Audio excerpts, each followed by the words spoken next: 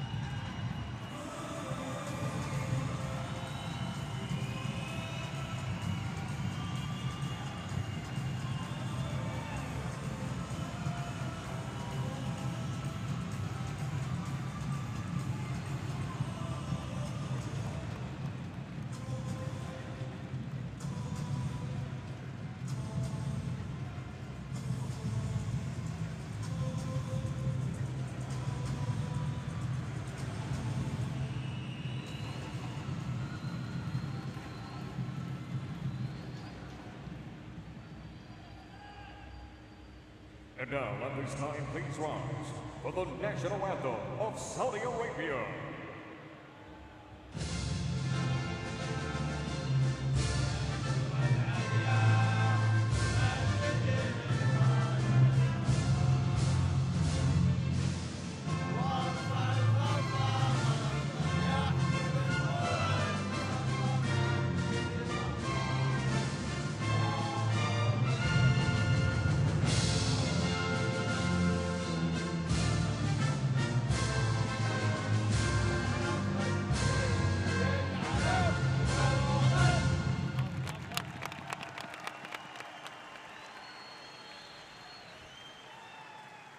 At this time, please remain standing for the national anthem of the United States.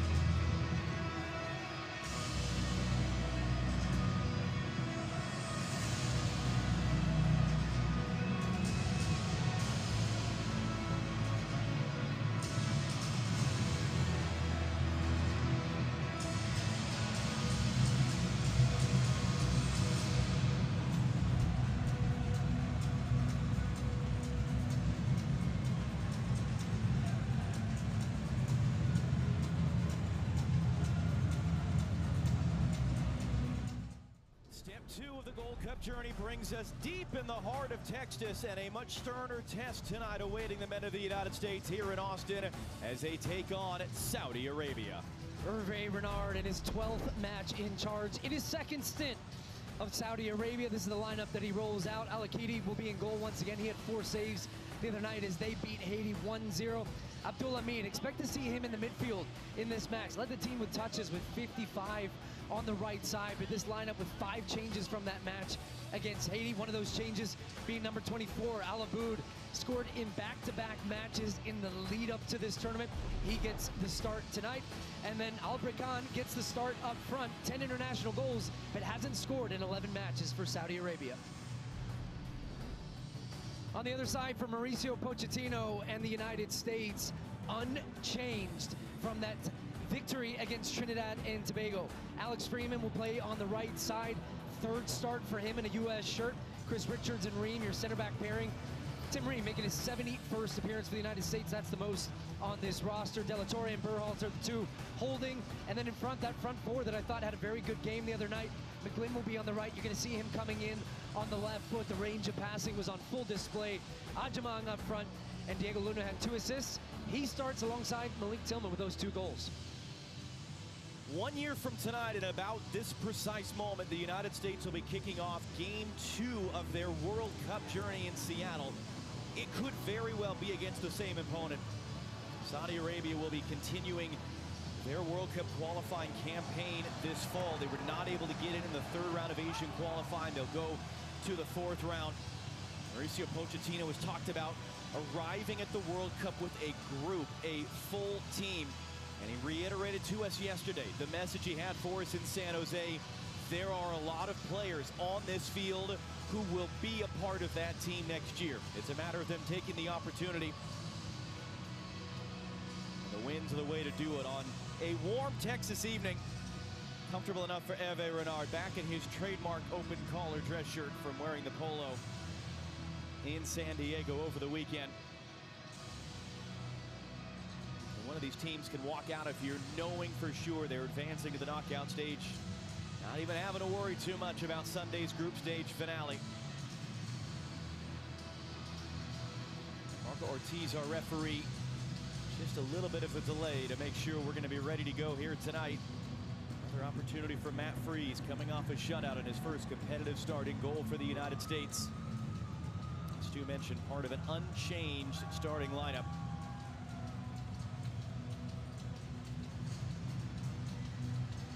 These guys having to wait quite a while. Yeah, let's get this party started.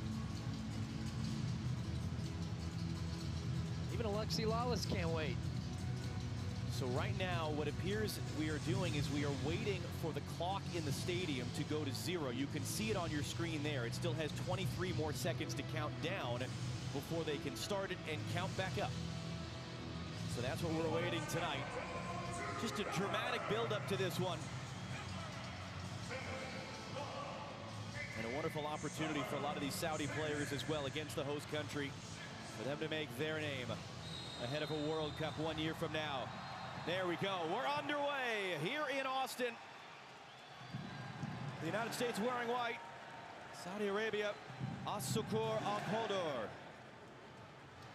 They are the Green Falcons, and they are technically the home team for this one tonight. They are coming in off a victory. They're trying to get the attack quickly, and Alex Freeman had to be alert. It was a 1-0 win for Saudi Arabia Sunday in San Diego against Haiti. They were outshot in that game. That's an offside flag. It's up there. But they got a penalty kick goal, and that was all Hervé Renard's men needed to open up with a win. The United States similarly getting that victory 5-0. Mauricio Pochettino saying yesterday that helped ease a lot of the pressure that it built on this team after the poor results in the friendlies. And then combined with the draw earlier in Houston between the other games in this group, the winner of this game clinches their spot in the next round. Here come the Saudis again, and again Alex Freeman has to be alert to get it clear. So both teams know with a win, they're on to the next round. What do you expect this game to look like for really a complete lack of familiarity on the field between these two teams? That's a misplay clearance out that the Saudi Arabian players able to clean up. Yeah, I'm interested to see what really Saudi Arabia bring in this match, making 5 changes from the first game against Haiti. Saw a lot of direct play from them And I think even just seeing their defensive shape, the way they're setting up against the U.S., there's going to be space for the U.S. fullbacks. So Freeman and Arston on this near side, the way that Saudi are really compact through the middle of the field, you can see they're man-to-a-man up against Berhalter and De La Torre. I think you've got to try to find those little combination plays, but also room for McGlynn and Luna, as we saw in that first match, to be very active, to come and get the ball in the half turn, play the ball forward. The other thing you're going to see from Saudi Arabia is they're a lot more aggressive in their pressure than what we saw from Trinidad and Tobago, which they were passive, they were disorganized defensively. It was very easy for the U.S. They're going to make life a lot harder in the middle of the field, so it's important for the United States to move the ball quickly. Arston was able to rise up and keep it in play.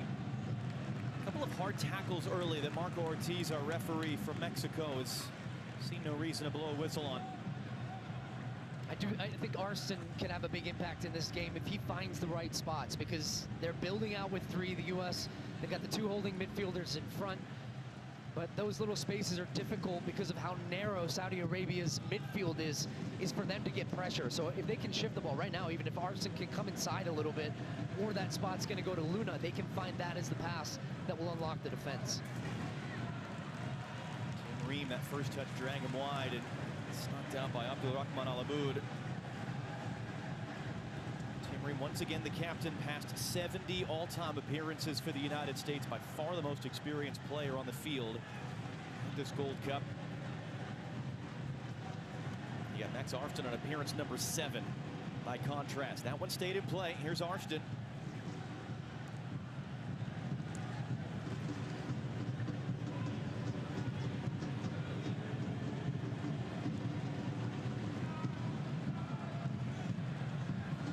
Able to reach out and control. De La Torre wants it. It's going to be Malik Tillman instead. And the return from De La Torre, that might have already been out. The other thing to note, went down on the field. We were down on the field before the game. This surface is immaculate. So good that I was so excited to get on the field and just even touch that grass, because it was perfect. So I think the ball is going to move very quickly, which you're seeing in the early stages of this game, which I think can favor the United States if they can shift the ball quickly and get it in and around the midfield area. You see Mauricio Pochettino there. He told us yesterday he expects an aggressive mentality from Saudi Arabia tonight, expects them to be quick, some good quality. That's the top of the parking garage. That's a good seat. Tightwad hill of a sort here in Austin. But the question he had was whether they could do it for 90 minutes. Now, one of the things Mauricio Pochettino does not have in this game today is Haji Wright. Jenny, what can you tell us about the USA forwards' availability for this game? Well, and John, this was a new development. I just learned before the match Haji Wright did not dress because of a left Achilles issue. And I've learned Mauricio Pochettino will address the timetable for his return after the match. So that's the latest, John, and interesting because it is a new injury. So Brian White is the backup forward. There are regulations that allow for a roster change because of injury between the group stage and the knockout stage. It's certainly a loss to not have Haji Wright available as he came off the bench to score Sunday against Trinidad and Tobago.